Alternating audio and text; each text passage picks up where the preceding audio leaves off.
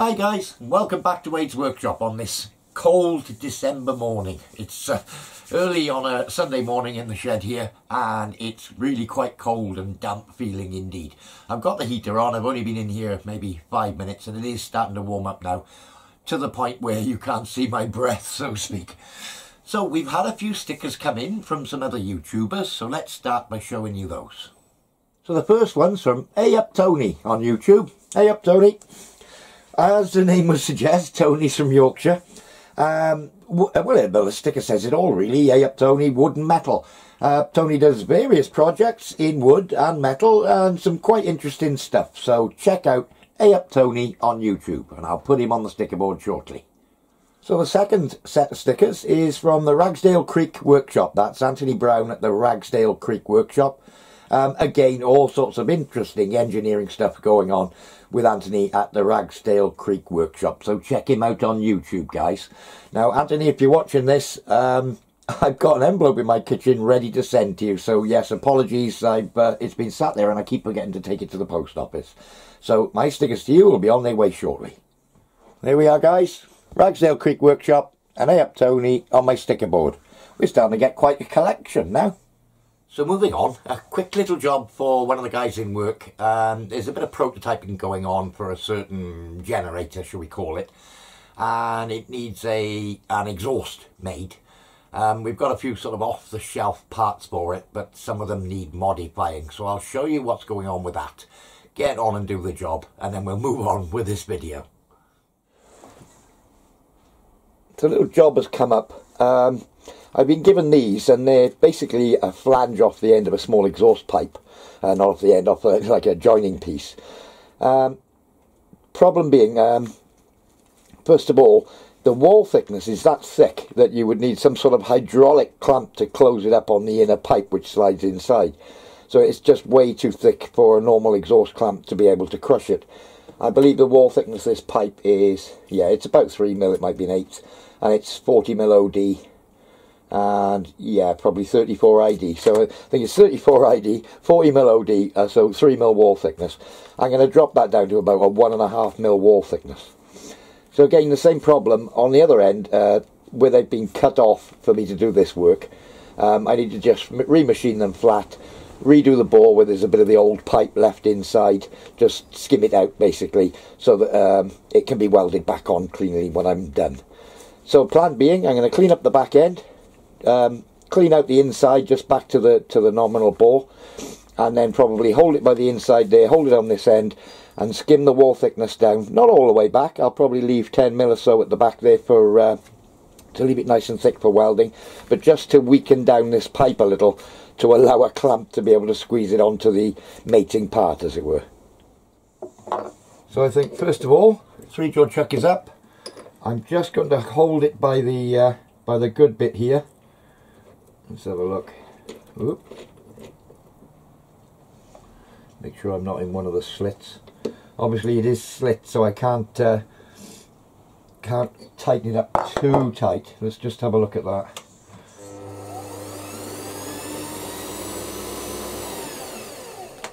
Yeah, it seems to run okay. Right, so gentle skim across the front face here, and then I think I'll probably get a boring bar up and just lick out the inside. Don't know how hard this is going to be, how hard the material is, I should say,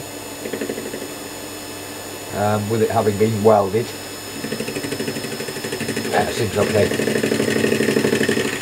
Again, I'm just going to take it gently to clean up a nice true diameter here.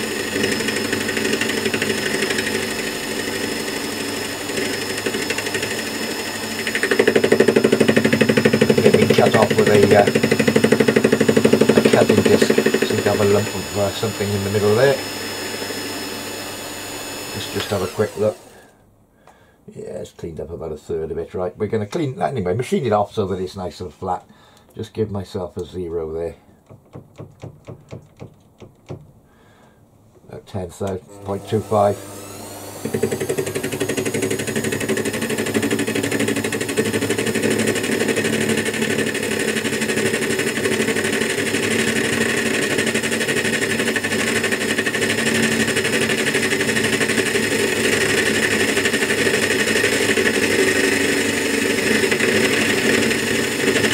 not a huge fan of intermittent cuts. Nor is that carbide tip, I dare say. Oh, bit too much. Nice thing.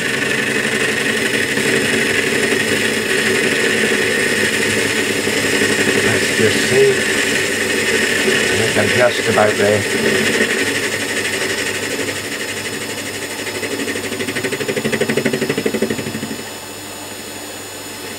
Take a little shufty. Oh, a big chunk in there where the grinder's been at it. Yeah, I don't think it'll take a lot to clean that up. So a couple more cuts. So yeah, got the boring bar up, and I'm just skimming out the remains of the weld from the bore and the very short piece of pipe that was in there before. So I'm expecting it to break away at some point, so I'm just being gentle with it.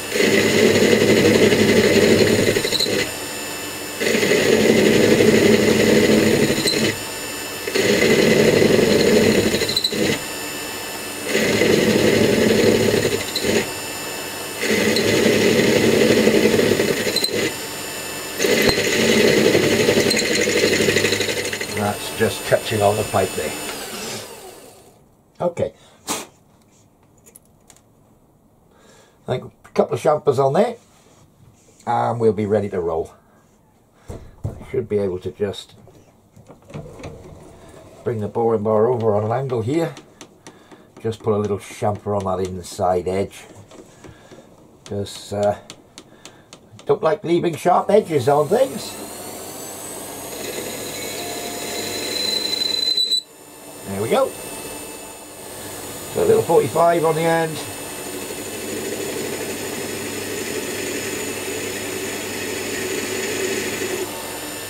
Just to make it look nice.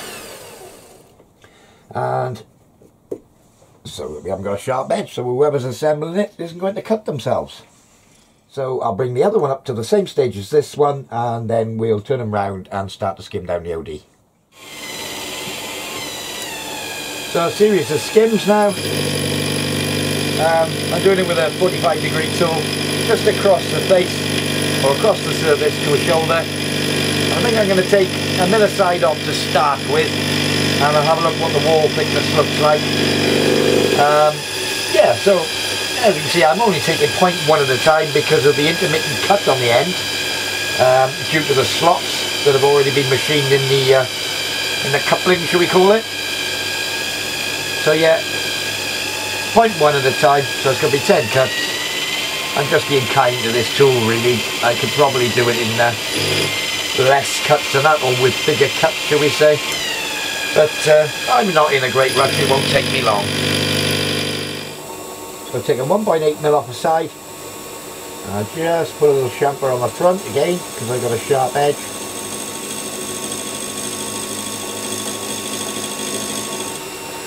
Let's have a look at that.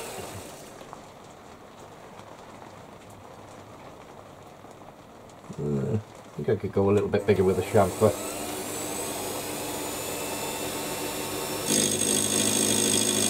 Getting intermittent cuts because I'm chamfering through the 4 slots that are already in the pipe.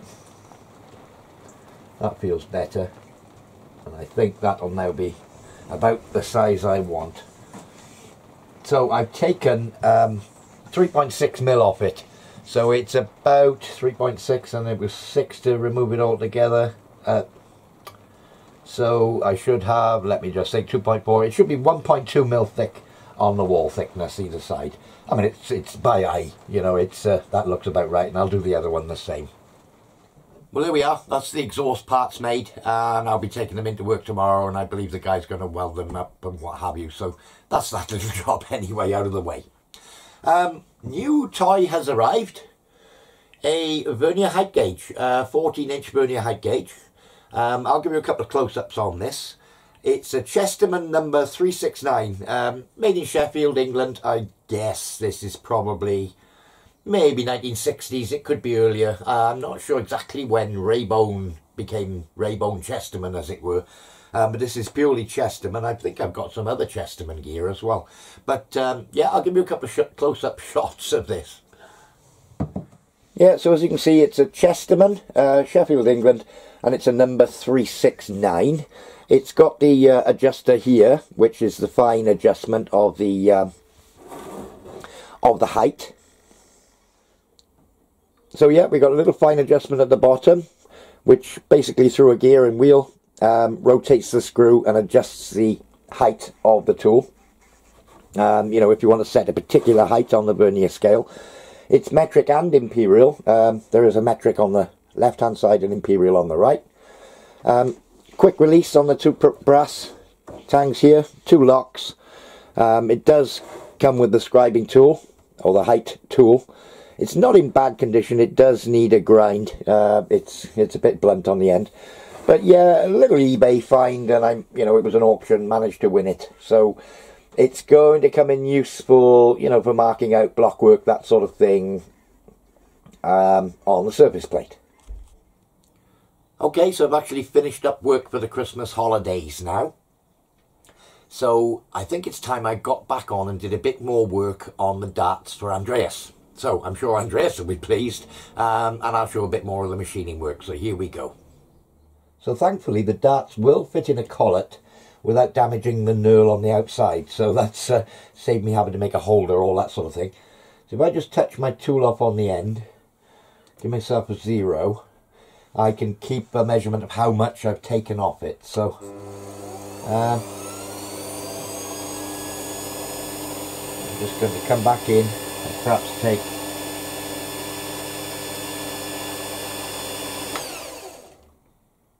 let me just double check that 0. Yep, we're okay. We're going to take maybe 0.2 at a time.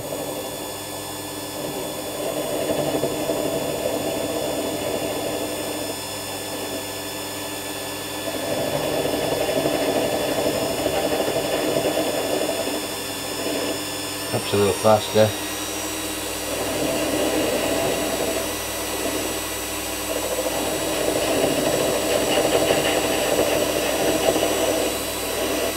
Okay.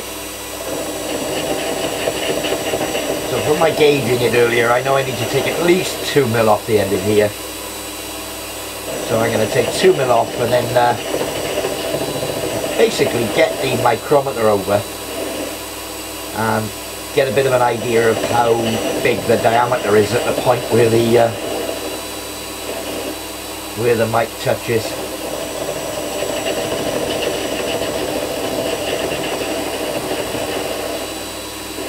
We're getting there now. That's 1.8mm.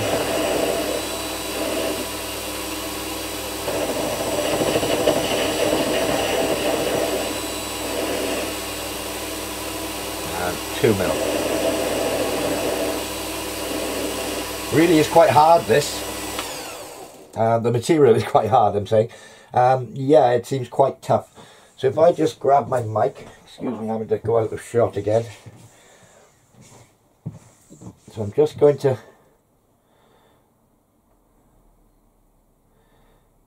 set my mic at approximately 6mm. Yeah, there's a fair bit to come off yet, at least another millimetre. I mean, that's 6mm, and I'm going back to, oh, actually, I should be going at 5.5, shouldn't I? All right. I don't want that diameter being 6. 5.5. Okay, well, there's at least 0.5mm to come off. So I'm going to take another 0.5mm and start creeping up on it until that correct size, the mic just starts to fit on the end. So I'll carry on doing that and bring you back. Final little skim across the front, and I think we're there. And that from touch off is 3mm I've taken off the face. Now I've locked the mic off at the 5.8mm, and I'm right there where the dart is just slightly larger than the point. It's nothing. I can almost get that on the end of the dart. So I pretty much know that I'm aiming for a 3mm on the DRO from touch off, and to take that off all 3 darts. So I'll carry on and do all 3 of them, and then we'll bring you back. So just double checking myself because I've done these by eye. I got my 1 to 2 mic here. I still haven't got myself a 25 to 50. Yeah, that's measuring up. Well, it's 1.875, 1.875 and 9, 1.884. But if I know I'm within 0.2. I left the others a little long when I machined them. This is the first one that I took the full 3mm off. So that's 9 thou reading on that one. Now if I drop that one down, pick up another. So we are bigger, good. Yeah, and that's measuring about 14 over the 875. So yeah, 5 thou to come off this one. I'll mic up the third one and we'll just tune them all in. I'm going to put it back up in the truck, take the 5 thou off, see what I need off the third one, and do the same to that to make them all identical. So 5 thou off this one.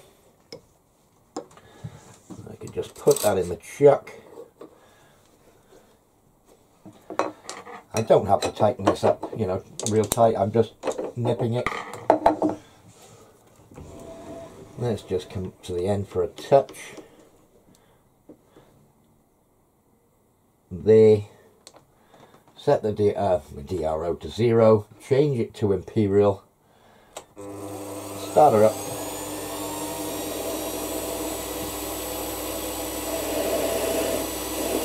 2 thou. 3 thou.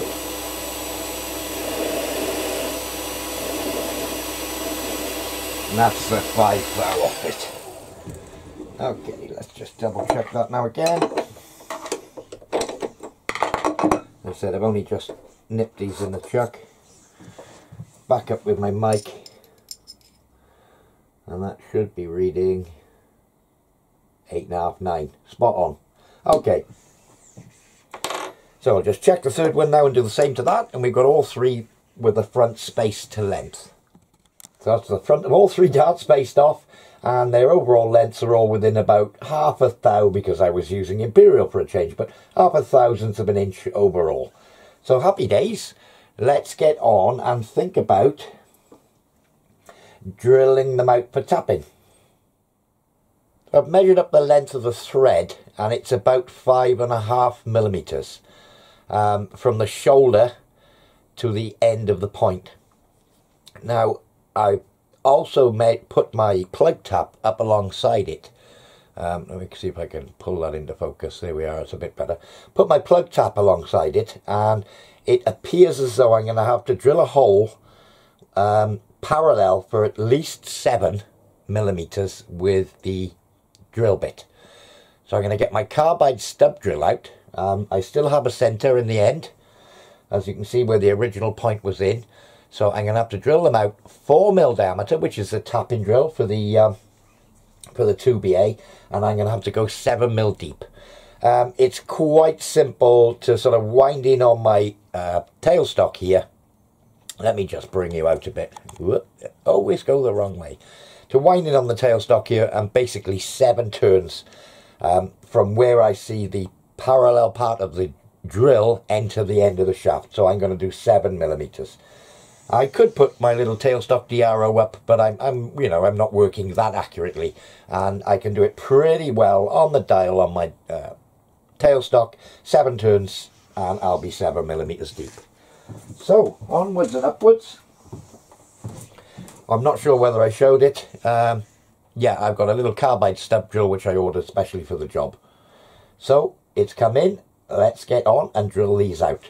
I'm using the solid carbide because the tungsten dart raw material is quite tough. That's 2mm, 3, 4, 5mm, 6mm, and 7mm deep. Okay. I've been playing about with this. I drilled them 7mm deep, as I said. Now I've had a first tap, second tap, and the plug tap. Been in and out a few times. Got it as deep as I can get it, so that basically I'm bottoming out on my plug tap. and I've still got a 1.5mm gap here. Now I know a slight amount of that is going to be taken up by the O-ring, but I'm actually bottoming out on the thread part. So my threads are bottoming out at the end of the deepest point of tap. So I think what I'm going to do is drill another millimetre deep, re-tap again. I will be putting a slight chamfer on the inside of the tapped hole for the O-ring to sit in against to lock them in place. But at the moment I'm not getting anywhere near the O-ring, and I'm actually bottoming out on the thread. So I think let's just put a rule against this. I don't know how well this will show up. Oh, pull that out of the way. But I'm certainly short by probably over a millimetre, maybe 1.5 mm.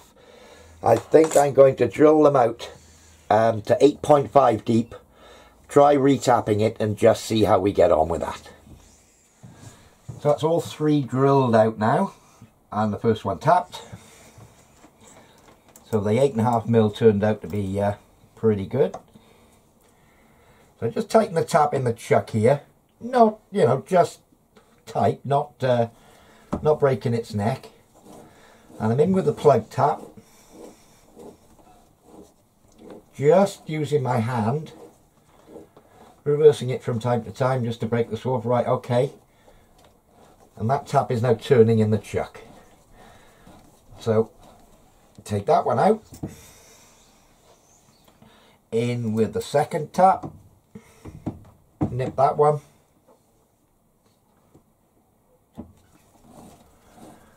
and much the same, a little bit loose with that. Okay, that's that tap turning. And screw it out. I know I'm nowhere near depth yet. In with the plug tap.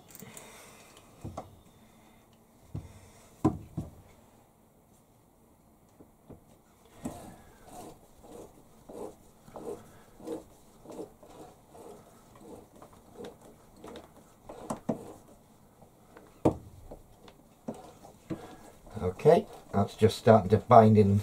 It's not to the bottom yet, I don't think. As I said, this is tough material. So I'm just going to alternate between the plug and the second, just in the interests of not breaking anything off.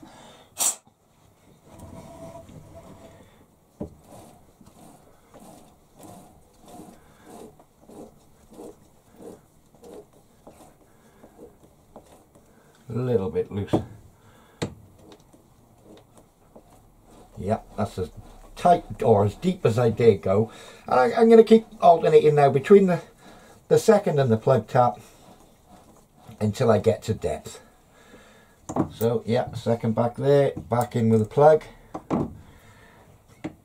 Or bottoming tap, I call it a plug tap, some people call it a bottoming tap.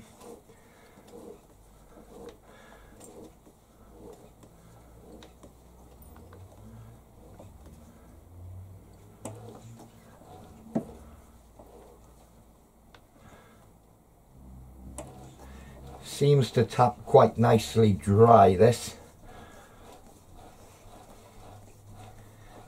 Probably could use a bit of cutting fluid, but it does seem to break away and behave sort of in very small chips, a bit like cast iron really, but I think that's due to its hardness. So I've taken the little O-ring off. Yeah, I'm not at bottom yet. So I'm going to continue back and forth with the two until the point goes right into the shoulder. But I have taken the little O-ring off. Okay, I think we should be about there now.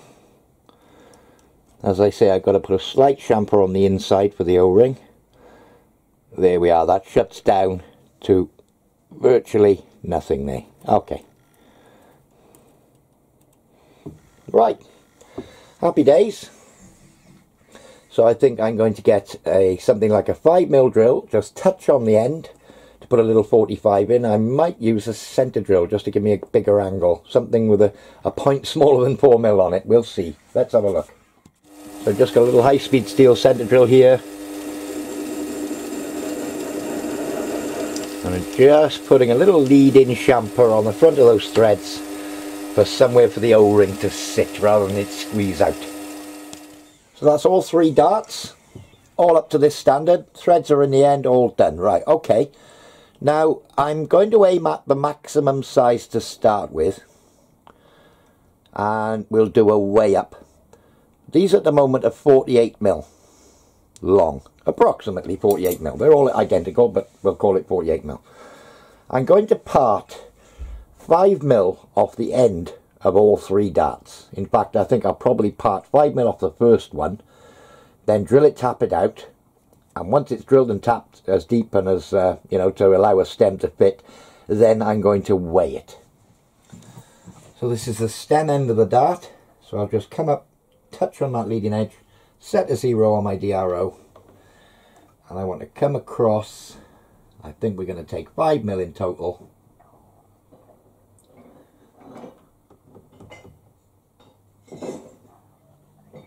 That seems an awful lot. Hold on. Ah! I'm still in imperial. It does help if we go back to metric. Right. Touched on the front edge. Come across. 5mm. Lock my carriage and part that off.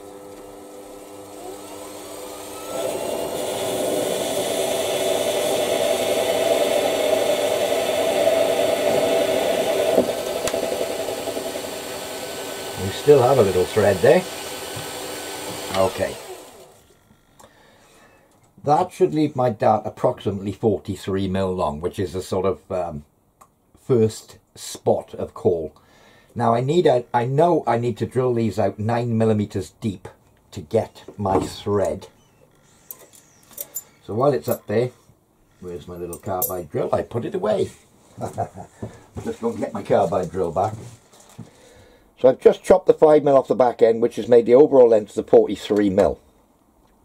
I've drilled it out to 9mm deep because it was 10 originally, so I had to drill another 4mm deep because I cut 5 off, and tapped it out so that the stems fit right to the back. Okay, so the idea being that I'm going to chamfer this back end and lead it into this diameter, so we haven't got a, as you can feel, there's a step there. And the point goes in on the original front, which was there. So I'm not going to do any more at this point because I have a few little questions, and the scale's just turned itself off again. Now the front blends in, it is actually spot on. Now the overall weight with the point and stem is 21.4 grams. So I take the stem out and the point out. The dart weight is pretty close to what we're aiming at now at 43mm long. It's measuring up at 19.2 grams. Now, Andreas has told me that he grips the darts by the front of the dart.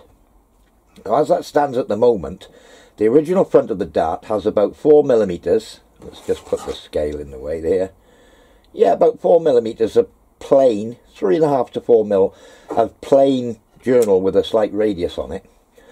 And that would lend itself better, well in my opinion anyway, to the stem end. So that would be the stem end done. And again, there's no perceivable step there. If the point were to go in this end, bear with me a minute, I could just, it's almost there, but I could follow that angle up just slightly of the point. Just remove that corner, perhaps with a 30-degree chamfer, probably bring the weight of the finished dart to 19 grams. So I think the knurl is, it hasn't got a direction, it's the same grip in both directions. So I think as it stands, I'd be better reversing the dart the other way, and what was the back becomes the front, and what was the front, or the front as it stands at the moment, becomes the stem end of the dart. So that's what I'm thinking. So I'm going to stop this little project in its tracks as we stand. That's 21.4 complete. Let's just double check myself.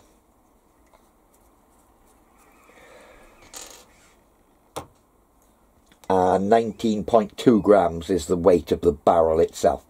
So if you're watching this, Andreas, I will send you an email and to watch the latest video. You can see exactly where I am with it, what my thought is.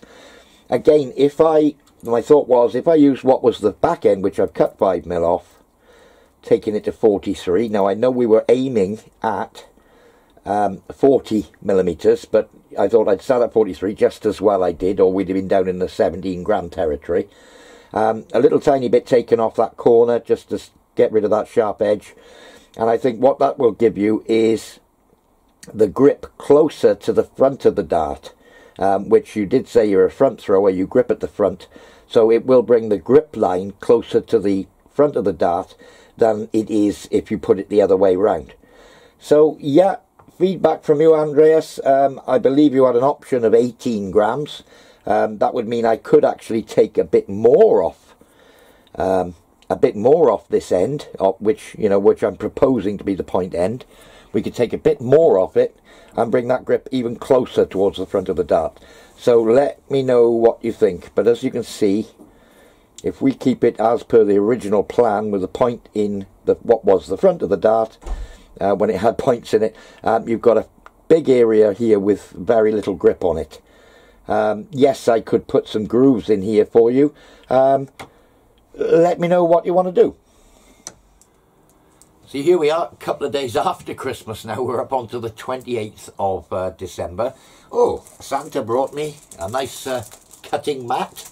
So I was very pleased with that. I did send my wife a link to it because I wanted one, and I'm notoriously hard to buy for, but I did send her a link for something that I wanted, which is a cutting mat for the work surface here, and they're great for filming on. It's got a foil wrapper at the moment, but they're great for filming on with the anti-glare sort of surface on them. Anyway, I've got another little project coming which I have to do during this period of holidays, so if I haven't got the info back from Andreas on the darts by the time I record the next video, then I'll be doing the next project, but I need to get that done this week as well while I'm off work. Oh, another thing Santa brought me. Well, it wasn't Santa. It was one of my viewers, Matt's. Hi, Matt. I hope you had a lovely Christmas. Sent me a gift. I didn't know it was coming. He emailed me and said, oh, I've sent you a little gift for Christmas. What can I say apart from thank you so much? And I'll show you what he sent me. I did refer in a previous video that I didn't have many Cobalt drills. And he's actually sent me a set of Bosch Cobalt drills in metric sizes, 1 to 10 mil, in 1/2 mil increments. So yeah, so set of Cobalt drills, 1, 1.5, 2, 2.5, that sort of idea, all the way up to 10 mil. So Matt, thank you so much for that. Yeah, I waited till Christmas Day to open it, so I had something else to open. But yeah, so pleased with that, and thank you very, very much indeed. So all I need to say now is Merry Christmas to everybody. I hope you had a great Christmas. I know this is going to come out after Christmas Day, but I hope you all had a fabulous Christmas, and I wish you all a very, very happy New Year. Anyway, I hope you've enjoyed this episode of Ades Workshop. I know they're a bit thin on the ground coming out at the moment, but once again, thanks for watching, thanks for subscribing, and we will see you all very soon. Cheers now.